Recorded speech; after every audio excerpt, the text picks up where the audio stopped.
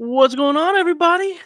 Welcome to the latest episode of Blue Chips, a show that goes deep into team building and player evaluations. Blue Chips is a show that talks not only about the NFL but about college football and college football players as well. And it is a show, ladies and gentlemen, where Dynasty meets Devi in a perfect marriage. I'm your host, Matty Kiwoom, and today, ladies and gents, we are officially turning the page. We are closing the book on the 2024 rookie class, and we are opening the cover of the 2025 rookie class, or the players we expect to be available for the draft next year and be the 2025 rookie class. I'm going to go through my top 20 rankings as of now, the way too early 2025 Dynasty rookie rankings, but it should be a super fun show. We're going to put on our hats here. We're going to look at our crystal balls. We're going to try to get some mysticisms. We're going to try to predict the future. We're going to look into the future, and it is going to be a fun one. So, folks, let's get to work.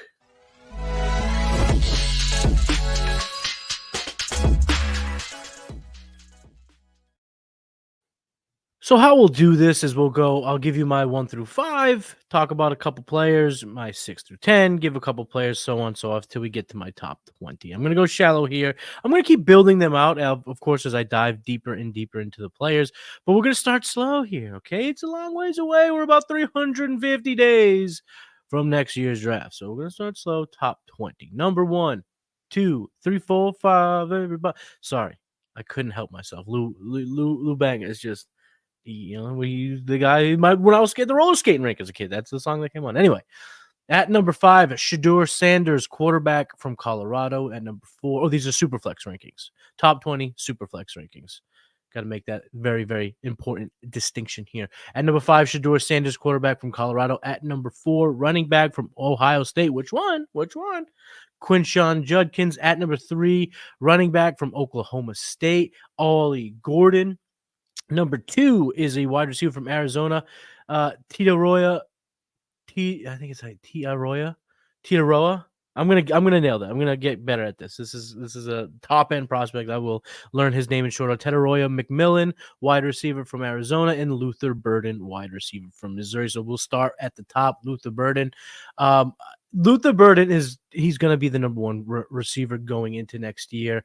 He had a fantastic sophomore campaign at Missouri, 86 receptions, 1,209 yards, 9 touchdowns. He had a 91 receiving grade on PFF, over 3 yards per route run. I believe he was 7th in the nation in that respect.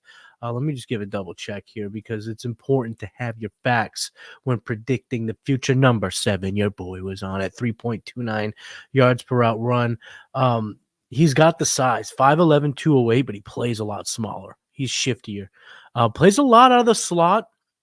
He played 81.7% out of the slot last year, but a weapon out of the slot, not your typical just high volume, low effectiveness.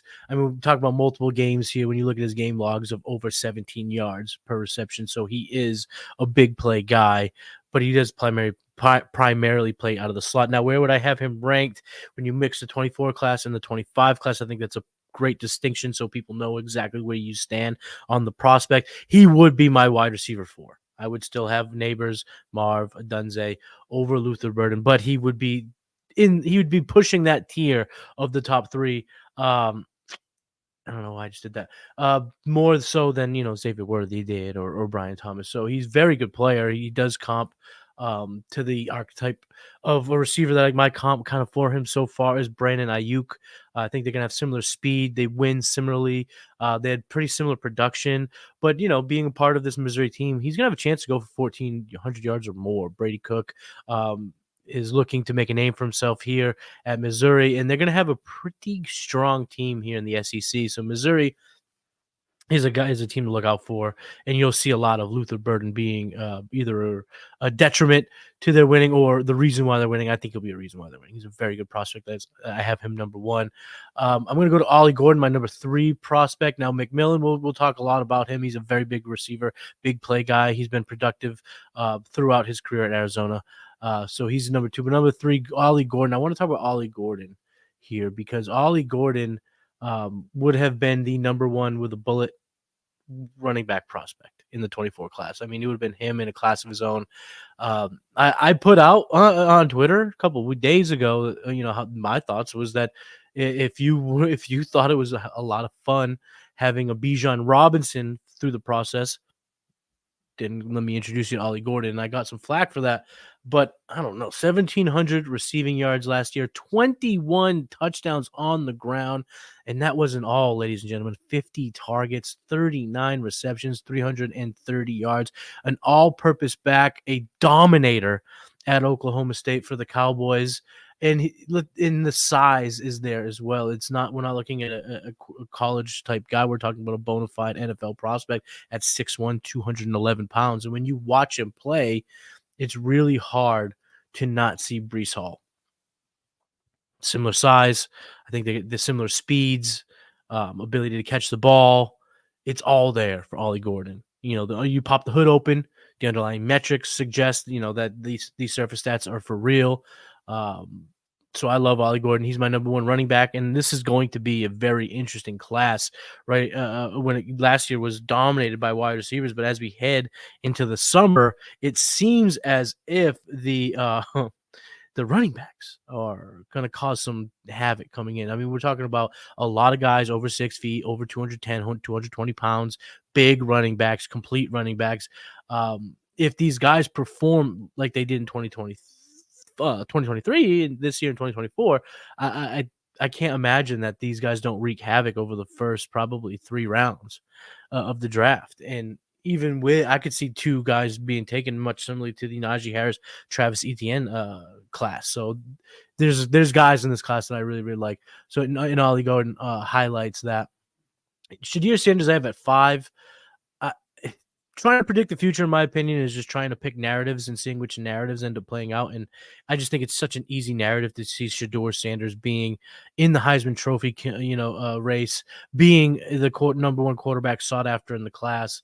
And he's been good. He deserves the accolades. Like he last year, he had over 3,500 yards passing. We all agree his offensive line was shite. But he still was a very good passer. And I mean, this guy is just going to have 3,200, my apologies, 3,200, but 27 touchdowns, only 3 picks, right around a 90 pass grade for PFF.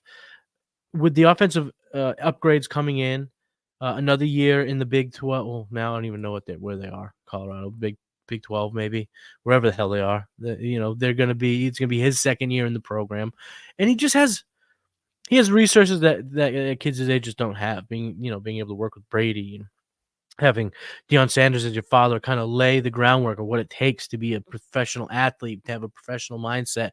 And even though he's having his fun and that rubs people the wrong way, I don't think that's going to be a detriment to his profile as he heads into the NFL. And I think that we will see him be a top 10 pick in the draft, maybe 101.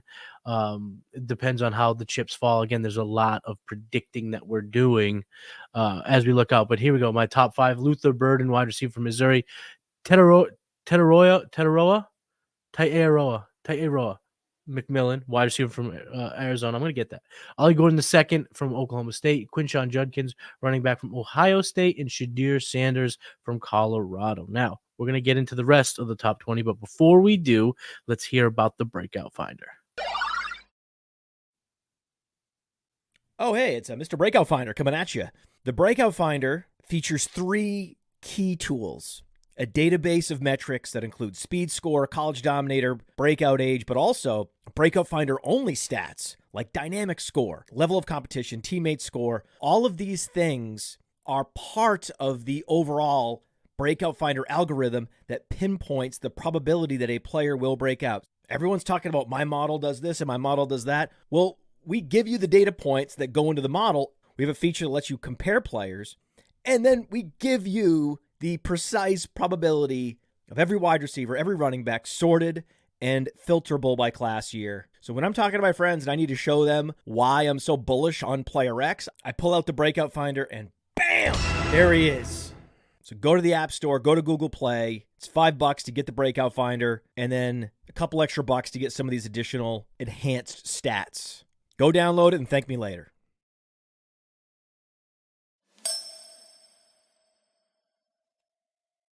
Go get the breakout finder today. I'm Matty Kiwoom. This is Blue Chips, and we are officially turning the page. We are opening the new book on the 2025 class.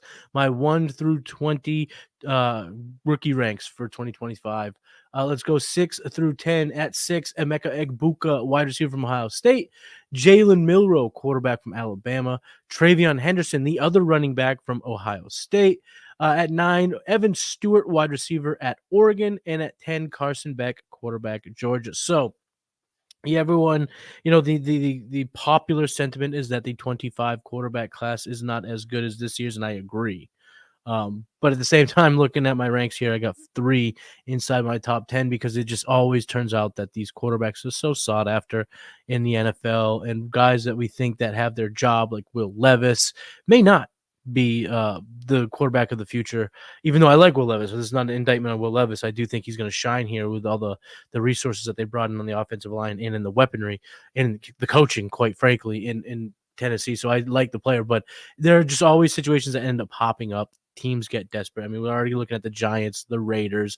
They're going to be looking at quarterbacks, and if they get the subsequent top 12 draft capital, I mean, they have to be up in your rookie ranks. That's just how it goes. That's how value kind of lays itself out in most league markets. So that's how I'm going to have it. And Egbuka, if you've been following me around and throughout the prospects, I loved him. I thought he was coming out in this past year and be a part of the 24 class.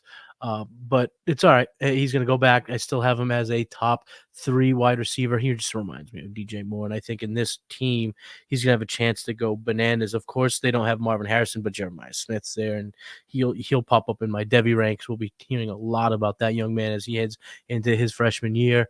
Jalen Milroe is a quarterback that I'm probably going to be higher on than most. I just love his playmaking ability.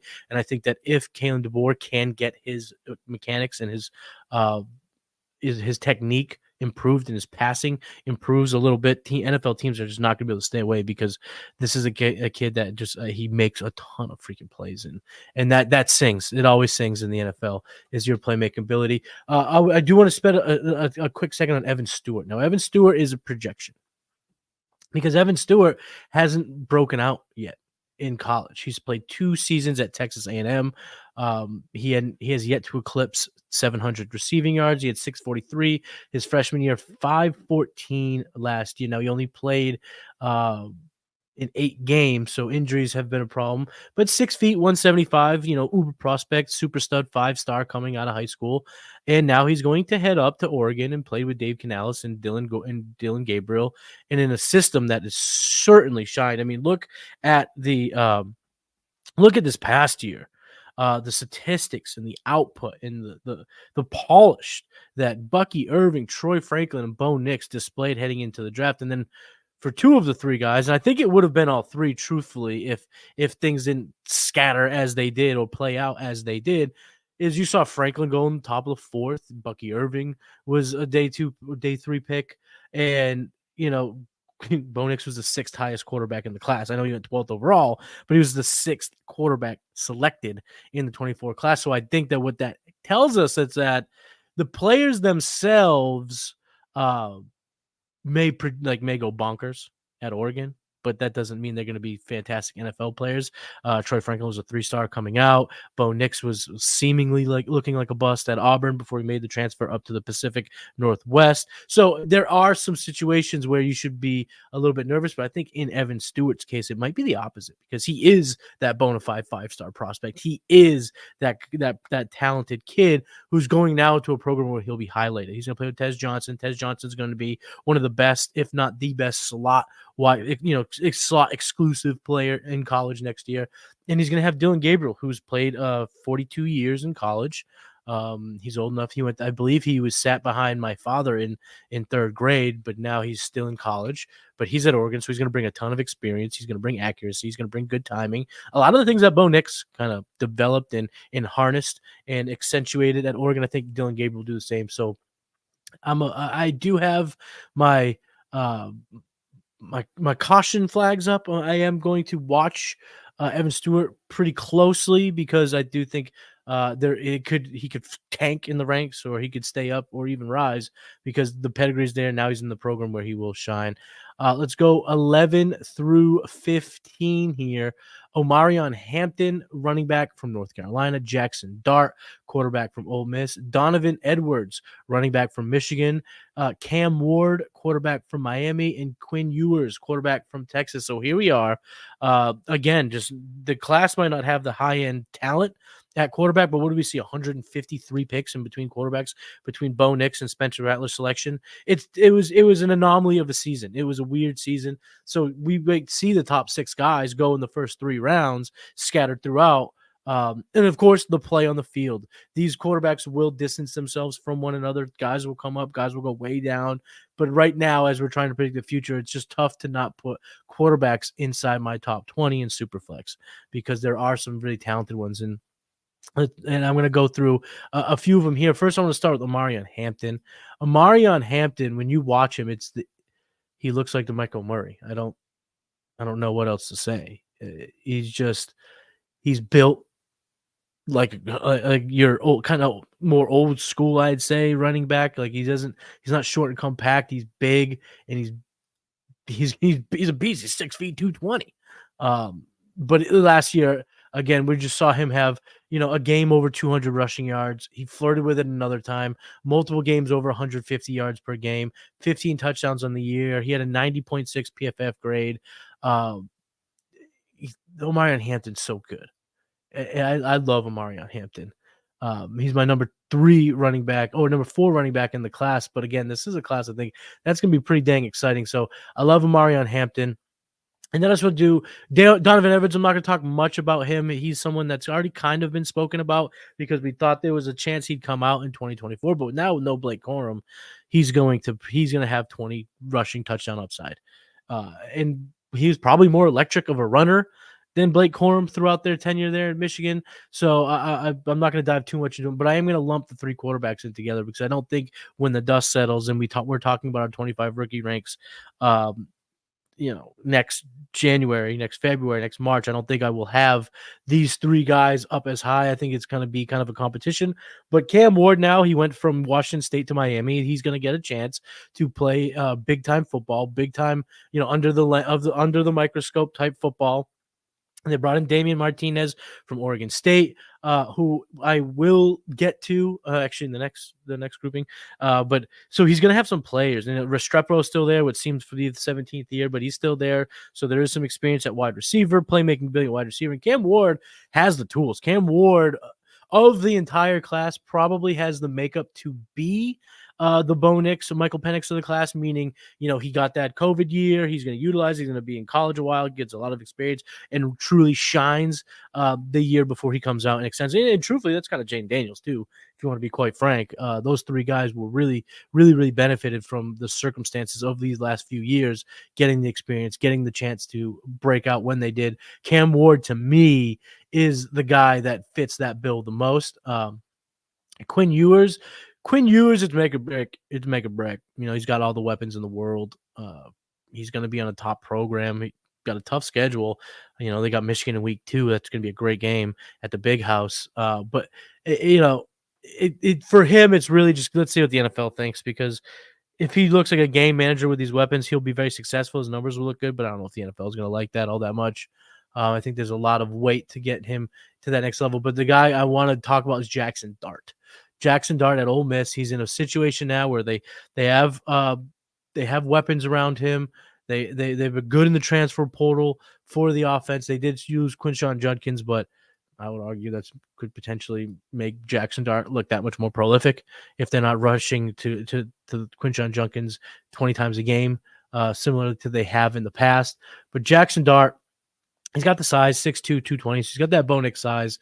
And this is another guy who was a former 5-star big time prospect coming out of high school. He went to USC during those years of just kind of that clusterfuck, 2021, where it's like, they brought in some guys and eventually it was Caleb and all this stuff. So he just kind of got pushed up. But at Ole Miss, he's been good. And last year was his best year yet. 88.7 passer rating grade by PFF, 23 touchdowns, 5 interceptions. And made a whole lot of plays. He's pretty good on the ground too. He's athletic. I think that if he has a good year at Ole Miss, plays another really stellar year, can get up to that 3,500 passing yards, flirt with 30 touchdowns. I know it's a lot. It's 7 more. So that's why I kind of say flirt, not get to that mark, but start showing that he has that type of upside.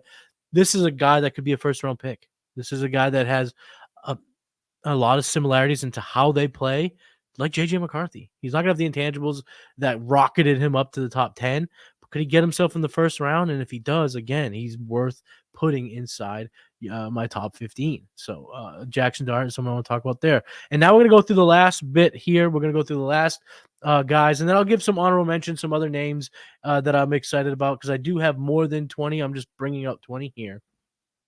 So 16 through 20, Isaiah Bond, wide receiver from Texas, Damian Martinez, running back from Miami, Ricky White, wide receiver from UNLV, Will Howard, quarterback from Ohio State, and Dylan Gabriel, quarterback from Oregon. So in my top 20, I'm going to have, as of now, 1, 2, 3, 4, 5, 6, 7, 8 quarterbacks. That will thin out tremendously over the course of the process. It's just the way I do it is I elevate the quarterbacks because it's the elevated position. It's the position that has the most value insulation. That's why, the suggestion of going with a Drake May over a Malik Neighbors is there. It's the reason why Caleb Williams should be selected over Marvin Harrison. Early on in the process, I'm going to elevate the position that has the most importance.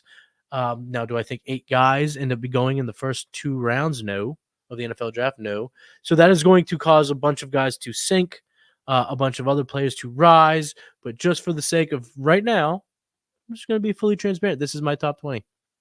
Isaiah Bond, speedy wide receiver who did the old Steve Sarkisian. He went from Alabama to Texas, and he will be a weapon, a utilized weapon for the Longhorns. He's most remembered for that clutch touchdown catch, Alabama versus Auburn last year, where I think it was as time expired, made a catch in the back of the end zone. Great play. That was Jalen Milrose. That was Jalen Milrose right there. That was nasty.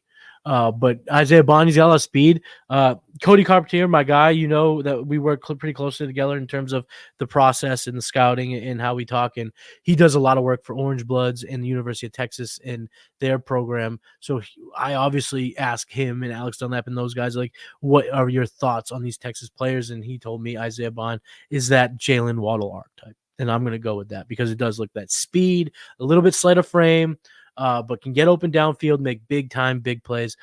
My worry for him and his ability to stick inside my top 16 or get into the top 15 is the surface stats, overall production. How does it look? Because they're going to be a lot of mouths to feed. Jonte Cook, who can't come out this year, but he's a fantastic wide receiver. I think it's Devontae Moore. His name's kind of eluded me, but he's been kind of manning the slot. Silas Bolden made the transfer from the Pacific Northwest down to Texas. They're going to be loaded. They are going to be loaded. So does he get lost in the mix? I don't know. We'll have to see about that. Ricky White. I want to talk quickly about Ricky White because Ricky White is somebody that you may not find in a lot of top 20 lists as of right now. I think most of that is because he went to UNLV. Or he goes to UNLV, but last year he had 1,400 receiving yards, 90.6 receiving grade, 88 receptions. He was pretty dang good. When you pop the hood, because these guys at these smaller schools, you want to see, are they dominant? How are they doing? Well, he just happened to be a 3.83 yards per route run, which was second amongst qualified wide receivers in college. His A-dot's not absurd, so it's not like he's just super fast and again going against lacking competition. 12.2 puts him in that, or 12.7, 12.4 puts him in kind of that sweet spot of production, uh, alpha. It's just kind of like this underlying statistic that I like to see, because sometimes in college you see an A dot through the roof. You're like, oh, he's just way faster and he just runs past people.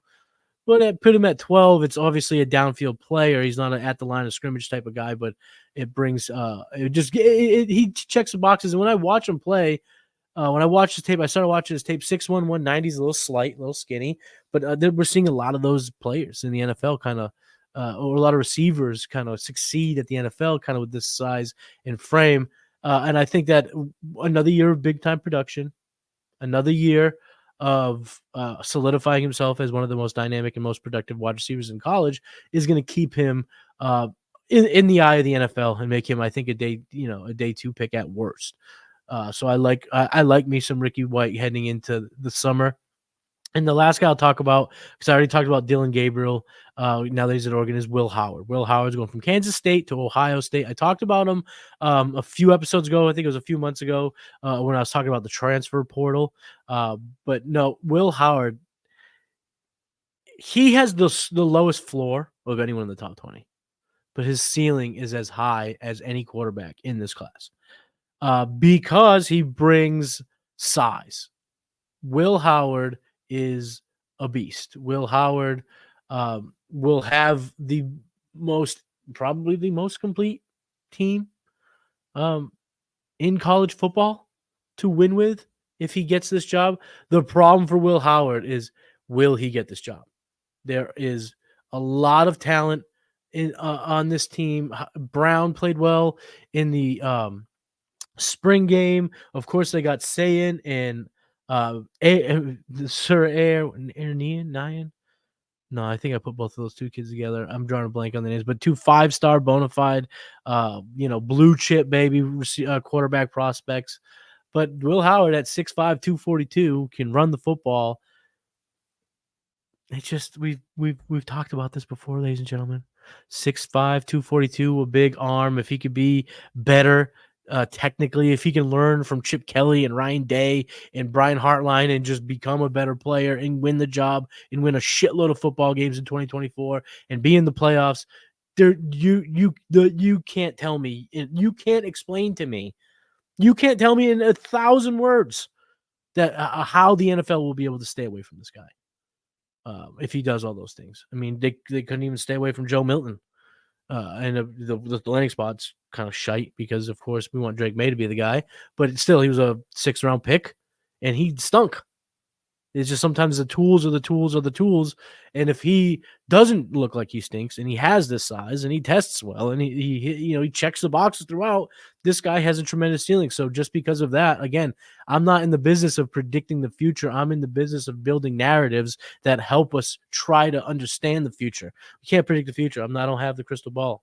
It is what it is. But I think that Will Howard has a crazy high ceiling. So that's it. That's my top 20. You can expect a lot of Devi talk here now on Blue Chips. We are not going to record every single week. Kind of through the summer, it will be probably a few times a month as the news trickles. But as the college season builds up, it'll be back to being a weekly show. It'll be a Devi show. It'll be a preparation for 2025 show, a college football show. Like I said at the top, the Blue Chips show is where Dynasty meets Devi in the perfect marriage of fantasy football. So you can come back for that, but it'll be a few weeks until you see me again. But my top 20 going into the 2025 class: Luther Burden, McMillan, Tetora McMillan, Ollie Gordon II, Quinshawn Judkins, Shadeur Sanders, Emeka Egbuka, Kalen Milroe, Travion Henderson, Evan Stewart, Carson Beck, Omarion Hampton, Jackson Dart, Donovan Edwards, Cam Ward, Quinn Ewers, Isaiah Bond, Damian Martinez, Ricky White, Will Howard, and Dylan Gabriel. Some of my favorites that I'm very excited to see that did not make my top 20, but absolutely could rise through the ranks. Jaden Ott, running back from Cal, another 6 foot, 210, 220-pound guy who was really, really good in 2023. I'm excited to see how the Penn State team shakes out. Drew Aller looked terrible in the spring game, but again, another big, athletic, toolsy quarterback. But he's going to have Nicholas Singleton and Katron Allen, 2 running backs who were really good last year, splitting the carries. And it's going to be fun to navigate which one of those comes out on top. As of right now, I got Katron Allen ahead of Nick Singleton. Tez Johnson, I spoke about him. I'm excited to see him. Juice Wells, how does he do at Ole Miss with Jackson Dart and their incoming alpha, the guy that they've been relying on over the course of the last few years at Ole Miss. So it's going to be fun. It's going to be fun to see some of these guys play.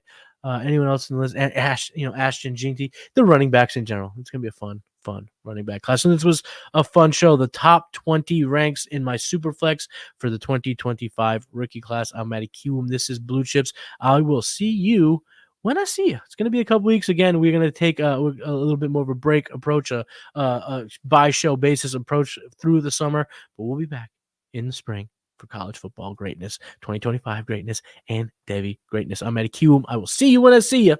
Peace. Hey, I want to thank you for being part of this broadcast. If you have any thoughts on it, leave a comment. If you enjoyed it, make sure you leave a like. And if you want to see more shows on the Player Profiler channel, subscribe to it. That's how we know you want more.